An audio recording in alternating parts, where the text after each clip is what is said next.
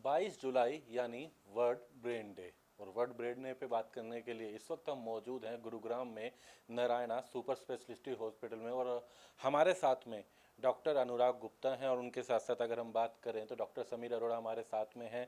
Neuro surgeon जो हैं doctor Anurag Gupta, और न्यूरोलॉजिस्ट हैं डॉक्टर समीर अरोड़ा। बात करना चाहेंगे सर, सबसे पहले तो आज वर्ल्ड ब्रेन डे है, एक जागरूकता के तौर पे 2014 में इसकी शुरुआत हुई थी। सबसे पहले तो किस तरीके से देखते हैं आज के इस दिन को? देखिए, आज का दिन 2014 से बनाया जाता है और आज के इस साल इसकी थीम है अवेयरनेस, ब्रेन अवेयरनेस। मतलब हमें आदमी लोगों को अवेयरनेस देनी है कि हम ब्रेन डिजीज़ेस कैसे प्रिवेंट कर सकते हैं, कैसे हम अपने ब्रेन को सुरक्षित और ब्रेन को हेल्दी रख सकते हैं।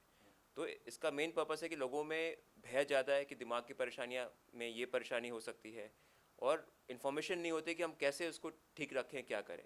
तो आज के दिन का पर्पस ये है कि हम लोगों को बताएं कि आप कैसे अपने आप को अपने को हेल्दी और सुरक्षित रख सकते हैं। एक साथ एक और बात करना चाहेंगे इसी में ही। लगातार ये प्रॉब्लम तो आज की डेट में बढ़ रही है। लोगों को हेडेक की बात की जाए, सिर दर्द जो है आमतौर पे सभी को रहता ही है, लेकिन कई बार पता ही नहीं चलता, लोग साधारण समझते हैं और ये समस्या गंभीर हो जाती है। तो कब इस पर ज़्यादा ध्यान देना चाहिए, इसे किस तरीके से आप मानते हैं इसको लेकर ध्यान? देखिए, इसमें ना हमें सबसे पहले ये जानना है कि जो प्राइमरी हेडेक्स होती हैं, हेडेक्स को हम अगर करते हैं डिवाइड, तो दो तरह की हेडेक्स होती हैं। एक प्राइमरी हेडेक्स होती हैं, दूसरी सेकेंडरी हेडेक्स होती हैं। प्राइमरी हेडेक्स में आमतौर पे हमें ब्रेन स्कैन्स या इसमें कुछ नहीं मिलता है। ये सबसे कॉमन कैटेगरी ऑफ हेडेक्स होती हैं, जिसमें माइग्रेन, टेंशन टाइप हेडेक्स जो कॉमनली हम देखते हैं। एक और कैटेगरी आती है टीएसी, जो थोड़ी अनकॉमन होती है। जैसे हम माइग्रेन में देखते हैं, किसी को कभी बीच बीच में सर दर्द होते हैं, ऐसा मन करता है शांत कमरे में सोने का, लाइट से दिक्कत लगती है, शोर से दिक्कत लगती है, उल्टी जैसा मन होता है, इस तरह की हेडेक्स होती हैं। कभी खाली पेट रह गए, नींद पूरी नहीं होती है, स्ट्रेस ले लिया, धूप में निकल गए, ट्रिगर्स होते हैं। तो ये हेडेक्स होते हैं माइग्रेन। ये लाइफस्टाइल डिजीज़ हैं जो कॉमनली लाइफस्टाइल से ट्रीट कर सकते हैं।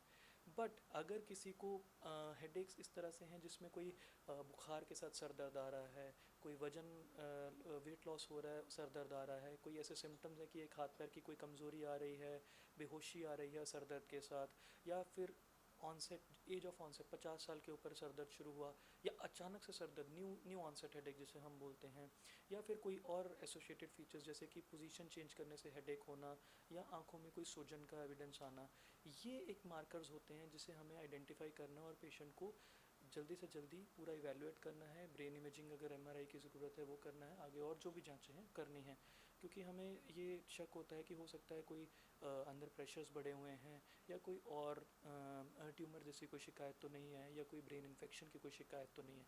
ये सारी चीज़ें हमें देखनी होती हैं।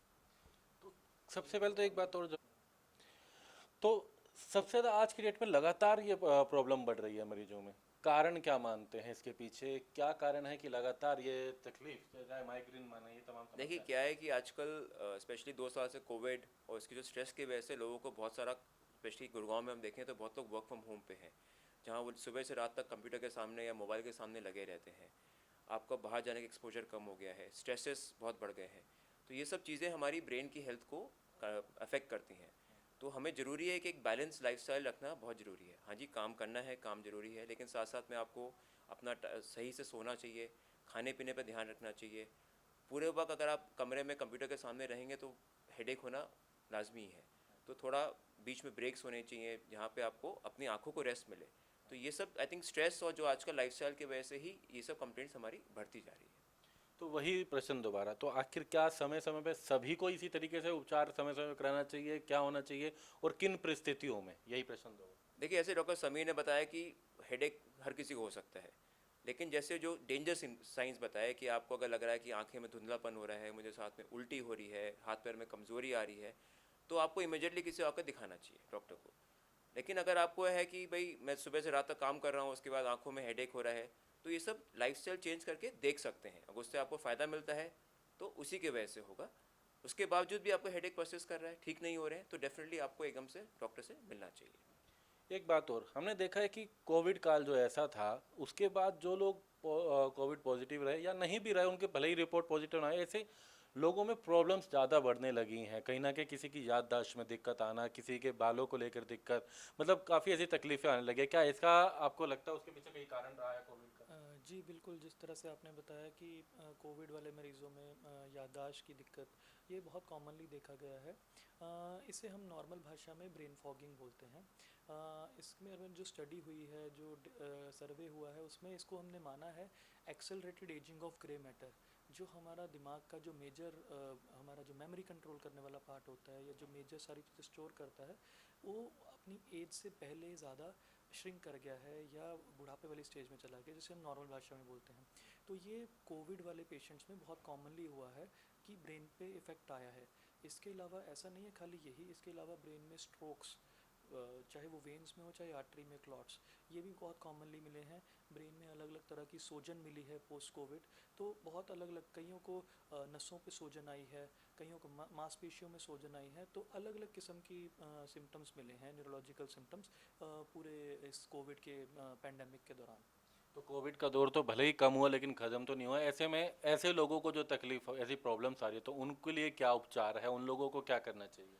देखिए, इसमें जो हम बेस्ट कर सकते हैं, अगेन लाइफस्टाइल चेंजेस, एक हेल्दी डाइट प्लान, खाना टाइम पे रखें, मील्स टाइम पे रखें, नींद पूरी रखें, स्ट्रेस अवॉइड करें, एक रेगुलर अमाउंट ऑफ एक्सरसाइज रखें, थोड़ा योगा मेडिटेशन इन पे ज़्यादा फोकस करें, और अच्छी हेल्दी डाइट, यही मेन इसमें ध्यान रखने वाली चीज़ें हैं। डॉक्टर अनुराग, एक बात लास्ट में जरूर जानना चाहेंगे। नारायणा सुपर स्पेशलिस्ट हॉस्पिटल, यहाँ किस तरीके की फैसिलिटी है न्यूरोलॉजी डिपार्टमेंट को लेकर? अगर हम बात करें, जिस तरीके के मरीजों को किस तरीके से संपर्क करना होता है, या क्या कुछ कहें? देखिए, यहाँ पे हम ब्रेन और स्पाइन के सभी कंडीशंस का ट्रीटमेंट कर सकते हैं। मैं हूँ डॉक्टर अनुराग, मैं न्यूरो सर्जन हूँ, डॉक्टर समीर न्यूरोलॉजिस्ट हैं, हमारे साथ न्यूरो इंटरवेंशनिस्ट डॉक्टर तारिक हैं, जो पूरा जो ब्रेन और स्पाइन की जो भी कंडीशंस आती हैं, चाहे वो ब्लीडिंग हो, इन्फेक्शन हो, ट्यूमर्स हो, और हमारे पास सब लेटेस्ट इक्विपमेंट है। यहाँ पे लेटेस्ट माइक्रोस्कोप, लेटेस्ट सीटी, एमआरआई, यहाँ पे हम सर्जरी, जहाँ पे रेडिएशन की बात करें, लेटेस्ट रेडिएशन मशीन, तो पूरा वेल इक्विप्ड हॉस्पिटल है। और आजकल ज़रूरी है कि जो एक परेशानी, जरूरी नहीं कि एक डॉक्टर की परेशानी हो, डिफरेंट डिफरेंट स्पेशलिटीज़ में वो चीज़ें स्प्रेड हो जाती हैं। तो यहाँ पे सब एक साथ मिलकर काम करके हम पेशेंट को बेस्ट केयर और बेस्ट ट्रीटमेंट दे सकते हैं।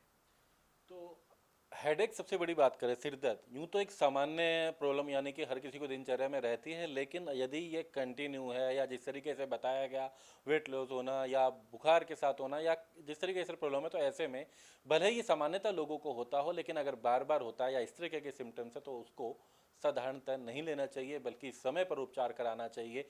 यही एक उद्देश्य इस वर्ल्ड ब्रेन डे का है, ताकि तमाम लोगों को जागरूक किया जा सके। और ऐसे में तमाम लोगों को ऐसे मुद्दों को लेकर के जरूर ध्यान रखना चाहिए, और खासकर अपनी दिनचर्या में सुधार, एक ये बड़ा इसके लिए अगर कहा जा सकता है कि इसकी ओर ध्यान देना चाहिए। कैमरामैन दिनेश के साथ दीपक शर्मा, इंडिया न्यूज़।